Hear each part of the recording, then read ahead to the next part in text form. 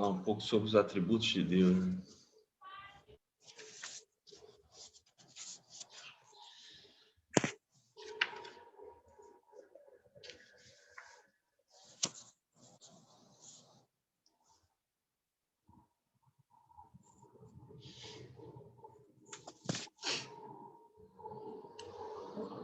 Está ouvindo, pastor?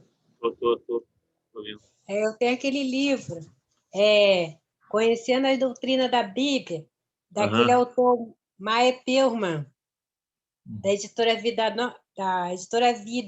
Vida. Muito bom. Aí tem o capítulo 2 fala sobre a pessoa de Deus. Aí eu estou na parte aqui dos atributos de Deus. É um livro de teologia sistemática. Só tem Eu outro tenho ele. título. Mas é um livro de teologia sistemática. Comprei ele em janeiro de 2010. Tem 20 anos ele. Muito bom. Eu também tenho uma opção de livro aqui que eu ainda nem li. Estou na fila. Estou na fila. É porque falta tempo. Falta tempo. Eu também tenho muito livro ainda. Falei, gente, é tanto livro. Comprei um comentário bíblico. Sim. Comprei, não, ganhei, do meu filho. Comentário bíblico histórico-cultural da Bíblia. O Antigo e o Novo Testamento. Mas é muita coisa, versículo por versículo, gente. A cultura bíblica, né? Histórico-cultural. Muito bom. Sim. Qual é o autor? A irmã Lena, sabe? Desse comentário bíblico? O Antigo Testamento são 3 autores: John H. Walton, Vitor H. Mantel e o Mark Chavalas. Se o senhor quiser, depois eu boto a foto. E o Novo Testamento é o Greg S. Kenner. Ok. Depois eu boto a foto lá no grupo. Tá ótimo. Bom. Meu filho, quando comprou, foi estava na promoção, 160. Agora está 200, eu estava vendo, está 280 e pouco. Tem muito tempo que ele comprou, não. Mas as coisas estão ficando caras. Estão ficando baratas. Mas esse investimento vale a pena, pastor. Vale. Falta tempo para ler. Bom, tá aí atributos de Deus. Estão todos vendo a tela? Todos, estamos. Não. Sim. Estamos, sim. Bom, os atributos de Deus, na verdade, são características, algumas capacidades, né? Coisas inerentes somente a Ele. E outros que são inerentes também ao ser humano, mas que vêm dele. E ele também possui. São divididos entre incomunicáveis e comunicáveis. E aí ele já vem falando algo que até a irmã Liane mencionou, né, antes do intervalo, que a nossa compreensão de Deus é limitada, nosso entendimento acerca de Deus é finito, e se a gente não pensar nessa forma, a gente vai interpretar Deus da maneira errada, de uma maneira muito humana. Aí está aí o slide aí falando, ao iniciarmos nossa discussão dos atributos divinos, é importante lembrarmos de um ponto que levantamos na unidade 1. Nossa compreensão de Deus e nossas maneiras de expressar ideias a seu respeito são limitadas por nossa finitude, pela nossa pecaminosidade, porque o nosso raciocínio é sequelado por causa do pecado, tá?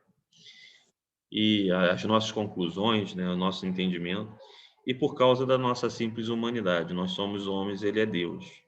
Então, nós somos limitados, existe um limite para compreender Deus. Tá? E o próprio Deus entende isso. Tá? O homem pequeno não pode perfeitamente entender e explicar o Deus infinito. O homem pecador não pode perfeitamente, não pode perfeitamente entender e explicar o Deus santo. Nossas ideias sobre Deus são, como dissemos, metáforas e analogias. Tá? Analogias.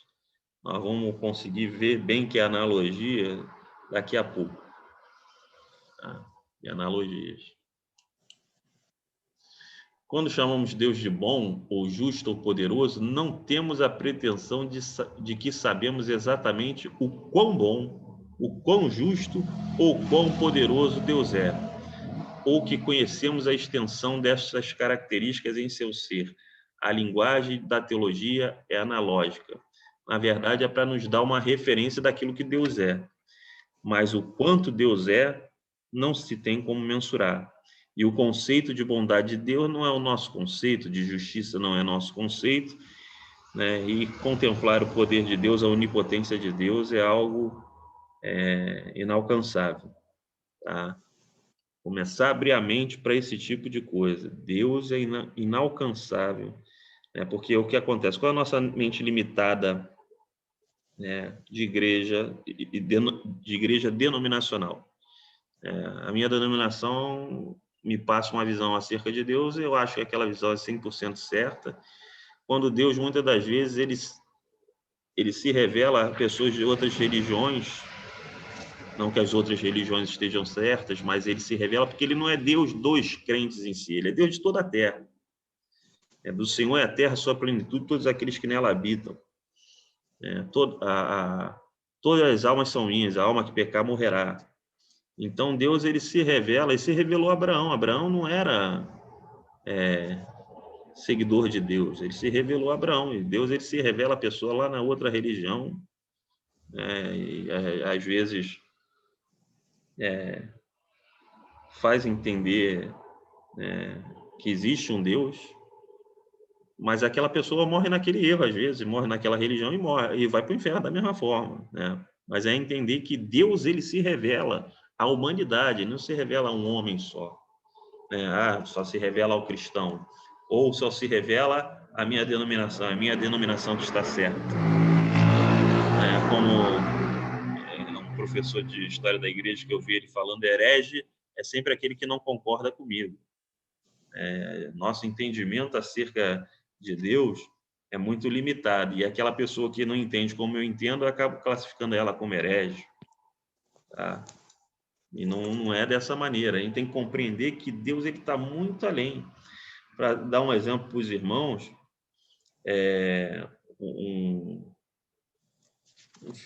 um príncipe do Marrocos, né, um rapaz da família real lá, do líder lá, ele era do Islã, era islâmico, e o professor dele de faculdade deu o Evangelho de Lucas para ele ler, para ele refutar o cristianismo.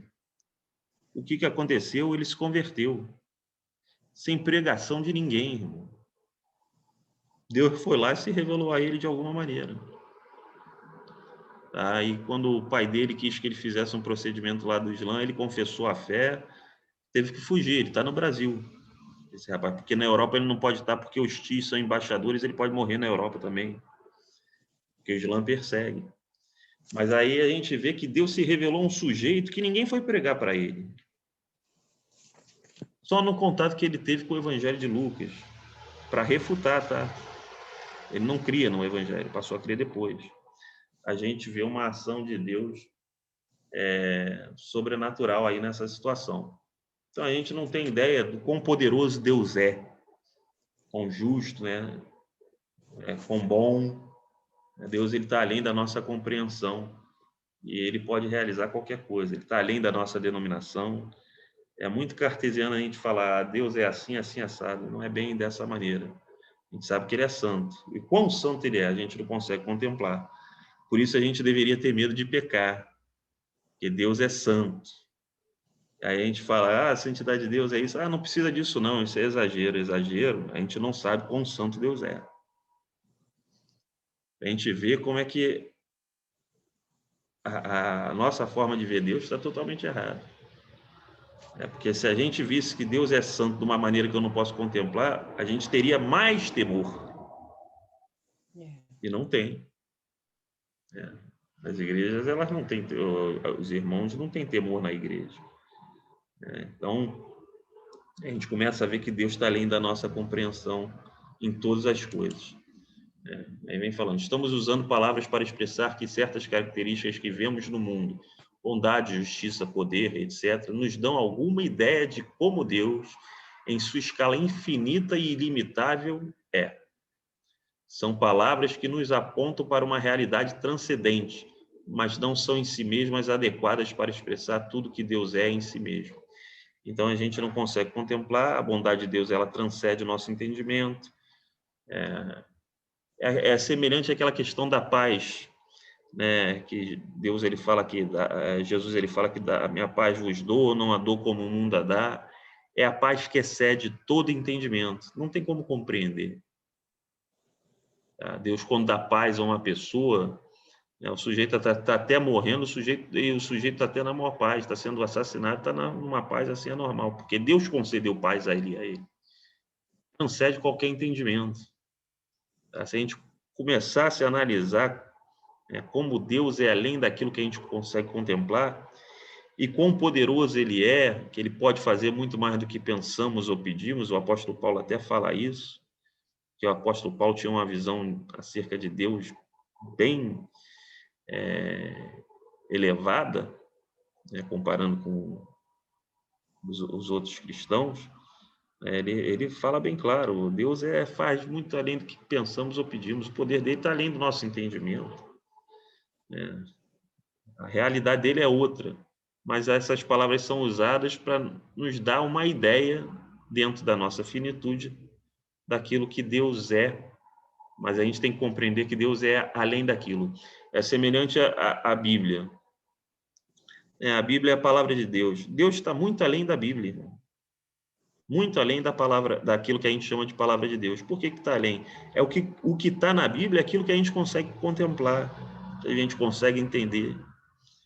Deus está muito além daquilo, o que está além daquilo a gente não consegue compreender, não consegue alcançar. Deuteronômio 29, 29, as coisas ocultas são para Deus. Porque se ele revelasse, a gente também não ia entender. Aí vem pregador falando igual mais uma dessas, Mariana. Pregador falando, Deus complica, depois descomplica e explica. Isso é jargão, irmão, porque Deus não explica nada, não deve explicação para ninguém. Nada. Ele não explicou nem para Jó, que passou aqui tormento todo, que Satanás bagunçou com ele deixou Satanás bagunçar Jó. E quando Jó começou a questionar muito, Deus falou, quem é você? Onde tu estava quando eu fiz isso? Onde tu estava que fez aquilo? Quem é você? Deus não respondeu Jó, só perguntou a ele em várias perguntas, quem é você para me questionar? Aí Jó simplesmente baixou a cabeça dele e falei do que não entendia. É complicado, irmão. A gente começa... Jó começou a questionar a Deus. Por que eu não morri? Por que eu nasci? Amaldiçoou do próprio nascimento, aquela coisa toda. Começou a questionar Deus. E como Deus também não falava, ele falou que queria se apresentar diante de Deus para argumentar. E quando Deus aparece, ele, além de se recolher à insignificância dele de ser humano, porque por mais que Deus nos repreenda, é muito bom quando Deus fala. Ali Deus estava um tempão sem falar, Deus pegou, falou com ele se alegrou e falou, fala que eu vou aprender. Hoje, antes eu só conheci o Senhor de ouvir falar. Eu ouvi falar, agora vem os meus olhos para ver como é que funciona o negócio. Agora eu sei que Deus é muito além do meu entendimento. Era isso que ele estava falando ali. E que um dos propósitos dele poderia ser impedido. A gente usa esse versículo meio fora de contexto, né? Nenhum dos propósitos de Deus pode ser impedido. Deus vai realizar aquilo que tem para fazer na tua vida. Não é isso que está falando ali no texto. Quando o Jó ele fala que nenhum dos pensamentos de Deus não pode ser impedido, é que aquilo que Deus quer fazer, ele faz. Seja entregar na mão de Satanás, seja fazer o que ele faz. E a gente não consegue compreender isso. Aí questiona muito. E Jó ainda teve tudo em dobro, hein, irmãos? Olha só. Jó ainda teve tudo em dobro. Mas a gente questiona as coisas e acha que todo mundo vai ser igual a Jó, né? Vai sofrer e vai ter tudo em dobro depois, não. Deus não tem a obrigação de nos dar coisa alguma, de nos restituir coisa alguma. Ele não tem obrigação. Ele faz se ele quiser. A questão é que a gente se comporta de uma maneira diferente. Ao invés de fazer igual o filho pródigo que chegou diante do pai, não sou digno de ser chamado teu filho, me tem como um dos teus servos, a gente chega querendo ser filho, como se Deus tivesse a obrigação de fazer alguma coisa, porque está retornando para a casa do pai. Nada disso. Deus não tem obrigação alguma. Ele não tinha nem o pai não tinha nem a obrigação de dar herança para o filho, porque a herança é algo voluntário. Mas assim funciona. Então, para a gente perceber como Deus está além do nosso entendimento, né? Quando falamos em características divinas, não presumimos expressar perfeitamente o que Deus é ou como Deus é. Estamos apenas tratando de como Deus se revela para nós, o que podemos aprender na nossa maneira limitada e incompleta. E aí a gente começa a falar dos atributos incomunicáveis de Deus. Aqui, as características que somente Deus possui. É aquilo que ele está falando até no slide aí. Atributos incomunicáveis são aquelas características que apenas Deus possui e apenas Deus pode possuir. São aspectos de seu ser que não podem ser comunicados, ou seja, compartilhados com as suas criaturas, né? E aí vem a onipotência, onipresença, onisciência, uma série de coisas que nós vamos ver aí vários. Infinitude, eternidade, imutabilidade, se bem que Deus ele é tão bom que ele compartilhou a eternidade com o ser humano. Vai dar vida eterna ao ser humano, aos salvos, né, no caso. Imutabilidade, mas não que o ser humano seja um ser eterno, mas num determinado momento para frente ele vive perpetuamente, né? Imutabilidade, aceidade, soberania e incompreensibilidade. Vamos ver um por um. Infinito significa sem fim ou sem limite, é o termo que aponta para a ilimitada grandeza de Deus. Tudo que Deus é, ele é o completamente, absolutamente, além do máximo compreensível por nós. A gente, quando pensa em Deus, não tem esse tipo de raciocínio, mas deveria ter. Salmo 139 dá um pouco dessa ideia. Quando fala também outro salmo, que agora eu não lembro, os céus proclamam a glória de Deus. O próprio apóstolo Paulo, quando fala do poder de Deus, Deus não tem limite para nada. A grandeza dele suplanta o nosso entendimento. Sendo infinito em que o que ele é, toda característica de Deus é manifestada de meio ilimitado. Tendo infinito poder, Deus é onipotente, todo-poderoso. Pode fazer muito mais do que pensamos ou pedimos. Sendo Deus ilimitado em seu conhecimento, ele é onisciente e tem conhecimento perfeito de todas as coisas que existem. Existiram, existirão ou poderiam existir.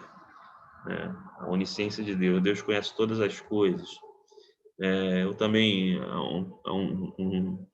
algumas semanas atrás, eu botei até no status aí do celular, que é o celular da igreja, acerca de idolatria. E falando, nós somos idólatras. E botei várias coisas ali que são os nossos ídolos, né? Tem crente aí com time de futebol, né? Às vezes um filho é ídolo, e por aí vai, inúmeras coisas. Aí botei questionando, no que nós somos idólatras? E falei, não responde para... Não precisa responder. Na verdade, nem para quem está perguntando, nem para si mesmo, porque quando responde para si mesmo, se engana. Responde para Deus, porque a Deus ninguém vai querer enganar, porque Deus é onisciente. Deus é onisciente. Não adianta a gente chegar diante de Deus se fingindo de santo e de não pecador. Nós somos pecadores, nós sabemos o que temos no nosso coração que está errado. E numa oração a gente não vai chegar para Deus e fingir que não tem erro naquilo. Pelo contrário, a gente vai confessar o erro que tem. Realmente, Senhor, eu tenho essa inclinação carnal, sou idólatra, eu tenho,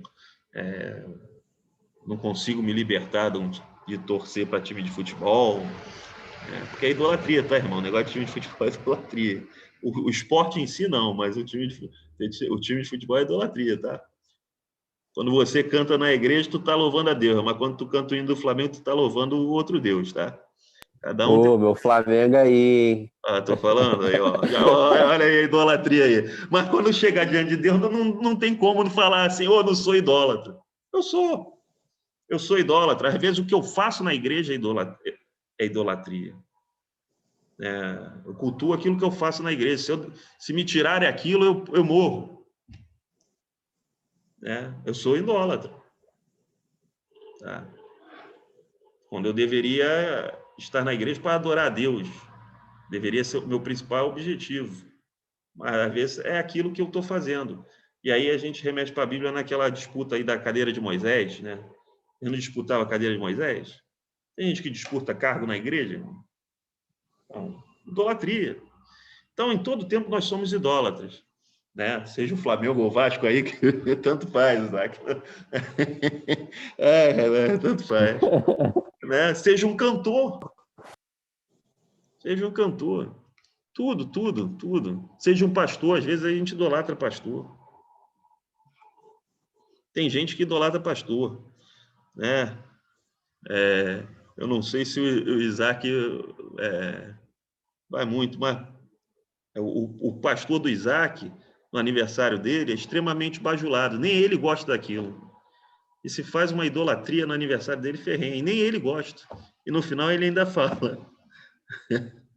Mas o povo não quer idolatrar. Olha só como é que funciona a situação. É uma coisa impressionante, pastor presidente do Isaac aí. Então, a gente idolatra, é o tempo todo buscando adorar algo. E não é isso. Não é isso. Aí, quando a gente vai para a presença de Deus, não adianta mentir. Senhor, eu adoro fazer isso. Eu adoro tocar na sua casa. Tem gente que só vai para a igreja para tocar, irmão. A maior parte das igrejas, os músicos das igrejas, eles só vão para a igreja para tocar.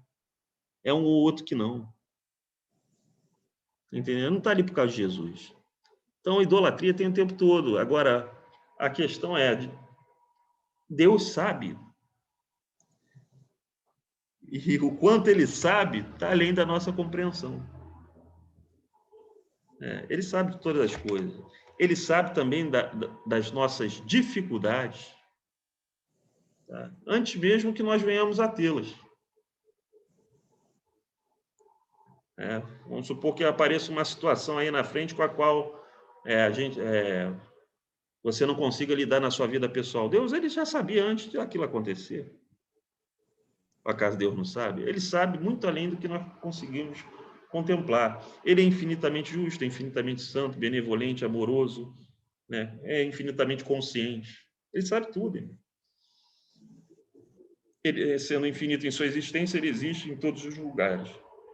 É onipresente. Sua infinitude se aplica também às suas características morais. Deus é infinitamente justo, santo, benevolente, amoroso. Como moralmente Deus é correto, nós não temos como mensurar. É muito além do que a gente compreende. Está entendendo, irmão? A maneira como nós temos que pensar como Deus é, não tem, é tirar Deus dessa caricatura humana que a gente dá a ele. A gente analisa como se Deus estivesse analisando, vendo as coisas da mesma forma que nós. Ou se conhecesse da mesma forma que nós. Quer ver um exemplo bem claro disso? É quando a gente passa uma determinada situação. E aí a gente acha que Deus não vai fazer. Por que a gente acha que Deus não vai fazer? Porque a gente examina Deus como se estivesse examinando Deus com as nossas capacidades. E Deus pastor. Oi. Pastor, é triste quando a gente vê essa parte de idolatria. Sim. nas igrejas, aquelas irmãs que idolatram aquelas irmãs da mesa de consagração. Também, achar que a oração daquela irmã que está na mesa de consagração vai chegar mais rápido a Deus do que a outra irmãzinha que está sentada do lado dela.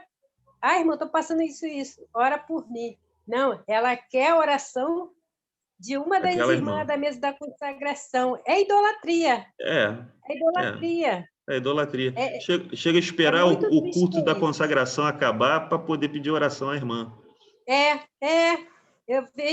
Algumas vezes, quando eu vou em consagração, aí eu vejo isso, não só na minha denominação, mas em outra, me entristece, porque eu falo, Senhor, o véu foi rasgado, tudo é respeito, elas estão ali na frente, mas se já orou, já pregou a palavra, já louvou, espera a consagração terminar, a irmã ora por mim, para Deus abrir aquela porta de emprego, mover aqueles papéis que estão na justiça. Você não foi lá, não estava lá escutando a palavra, escutando a pregação, escutando os louvores? Verdade. É difícil, é muito difícil, gente. Existe um limiar muito tênue aí, que a gente reconhece que uma pessoa é usada por Deus. Né? A gente reconhece, né? Então, aí você até pede oração àquela pessoa, mas o que acaba acontecendo muitas das vezes é entrar na idolatria, igual a irmã está falando. Porque o ser humano ele não consegue ver limite, porque o ser humano tem uma finitude até determinada pela natureza pecaminosa dele. Interpretação dele das coisas, ele não consegue discernir entre certo e errado. Não consegue. Não consegue assim de uma forma... Né? Um irmão ontem veio me perguntar sobre um assunto que é árvore de Natal. E aí ele me perguntou o entendimento do que seria uma árvore de Natal. Eu falei, é um símbolo pagão, irmão. A história diz que é um símbolo pagão. Não tem meio termo. Ele perguntou o que era. Aí ele falou para mim, eu tenho o mesmo entendimento. Aí eu brinquei com outra irmã, que a gente discute temas polêmicos. Aí eu falei, aí, irmã, ele está levantando um tema polêmico aqui. Aí a irmã... Aí eu falei, tá falando negócio de árvore de Natal. Aí a irmã pegou e falou para mim e para ele, meu marido não gosta não, mas eu enfeito a casa. Eu não estou adorando a árvore. Foi essa justificativa que ela deu. Aí eu calei, mas eu ainda vou conversar com essa irmã sozinho. E eu vou questionar algumas coisas, tipo, quer dizer que eu posso ter uma mulher nua na minha cama desde que eu não esteja dormindo com ela? Né? Foi isso que ela me falou. Que ela pode ter aquele símbolo pagão dentro de casa, desde que ela não adora o símbolo pagão. Aí eu peguei, eu tô aguardando a oportunidade, porque tudo Deus dá oportunidade, tá, irmão? Gerar discussão e conflito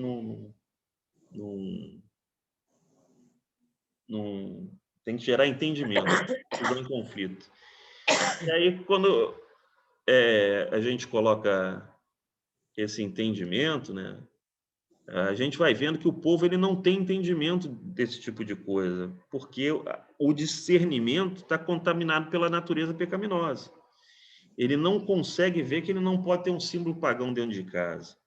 Assim como ele não consegue ver, Deuteronômio 7:24, se eu não me engano, que fala para não trazer à tua casa nada amaldiçoado. Ele não consegue ver que se fosse na época de Moisés, ele seria morto por ter uma árvore de Natal dentro de casa, que seria um símbolo do paganismo de outros povos. Mas a gente herdou essas coisas do catolicismo. O catolicismo fez sincretismo, né? Nem todo mundo tem essa ciência. Mas vai ter cristão que vai falar, não tem nada a ver. Vai ter pastor que vai falar que não tem nada a ver.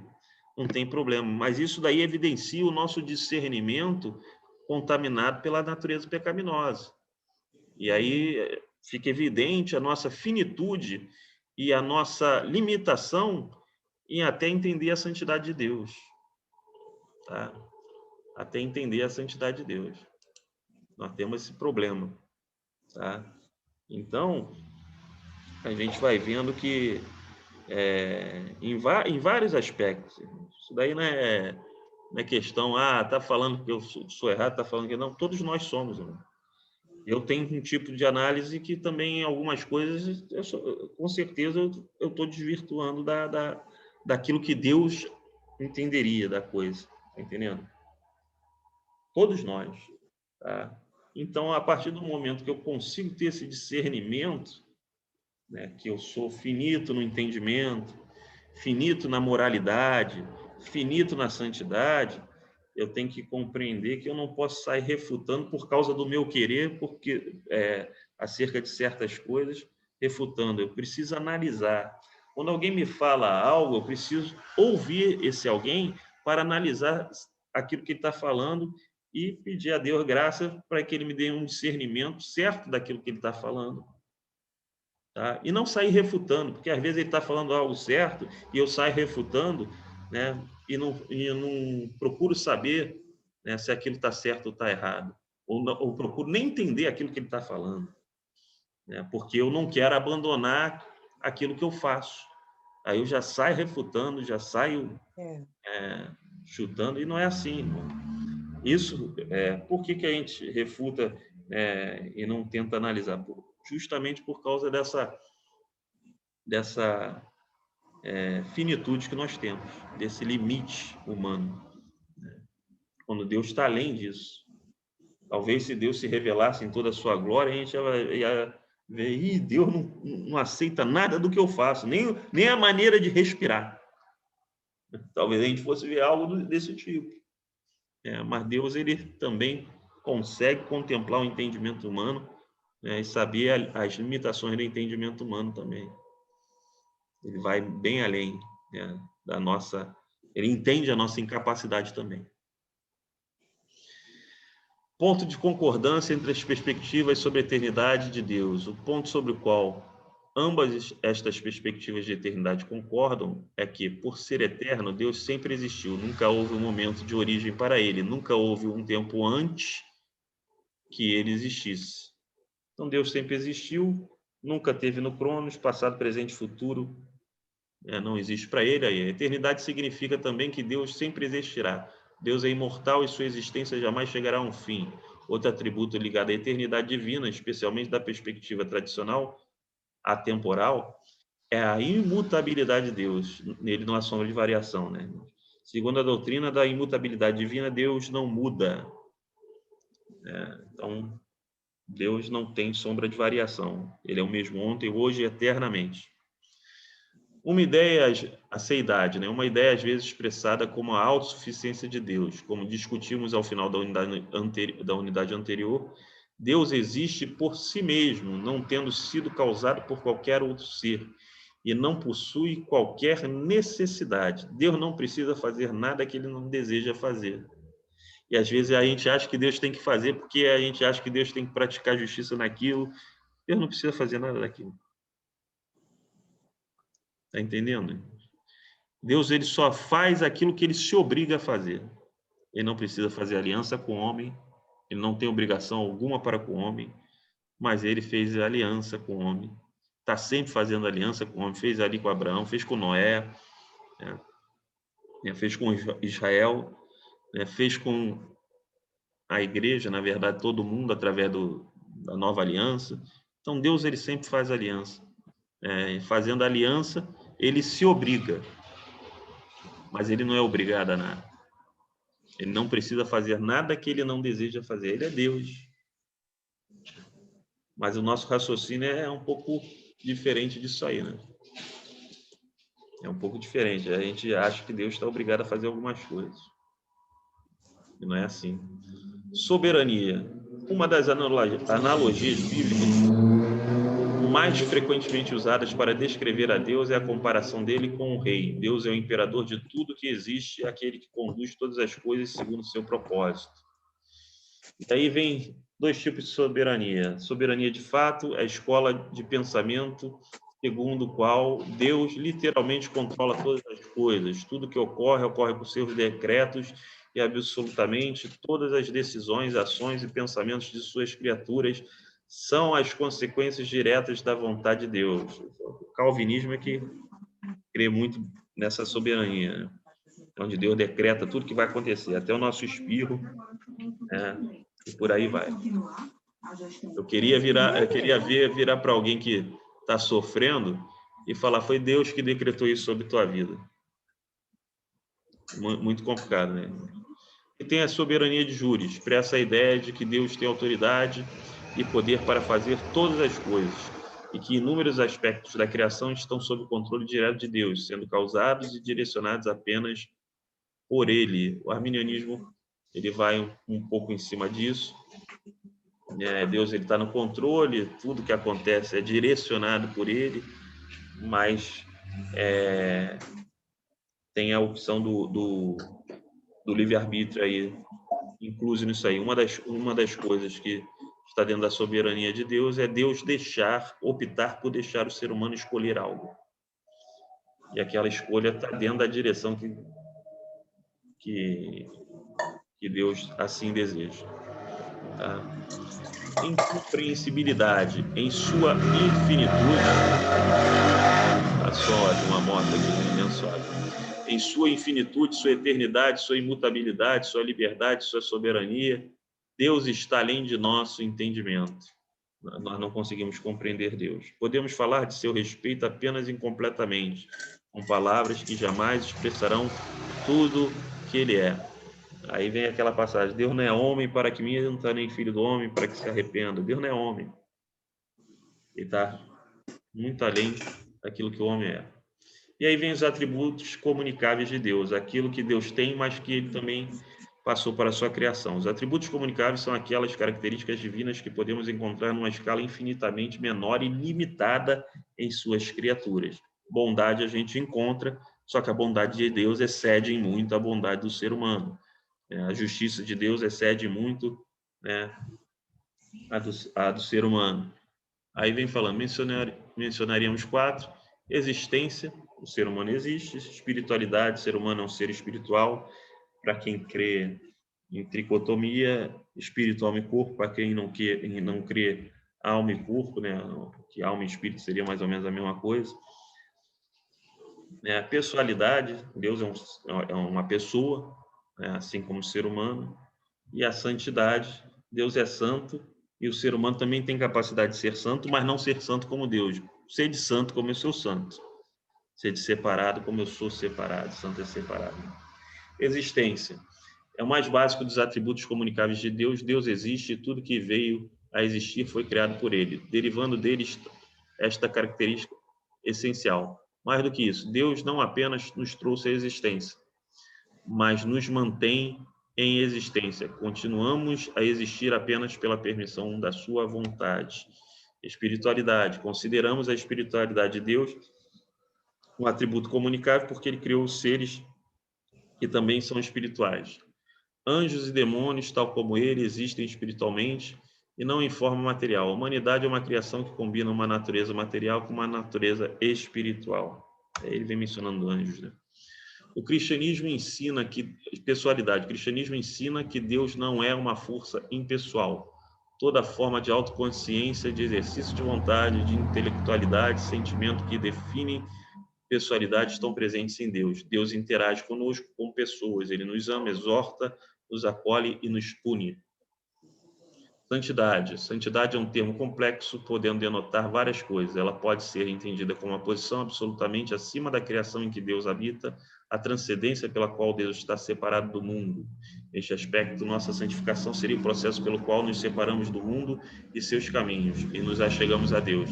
Mas a santidade pode também ser entendida como a perfeição moral de Deus, o caráter divino marcado por absoluta justiça, absoluta integridade, absoluto bem. E aí começaria o capítulo 2, que nós vamos ver semana que vem. Vai cair, tá, irmãos? Tem menos de 1 minuto. Eu vou orar para terminar e que Deus abençoe os irmãos. Alguma dúvida? Senão eu abro um link para dúvida também. Amém. Amém? Amém. Então vamos orar. Senhor Deus e Pai, nós te rendemos graças por essa aula. Peço que o Senhor abençoe cada um dos alunos e dê graça a cada um pela tua infinita misericórdia. Ser com eles, dê entendimento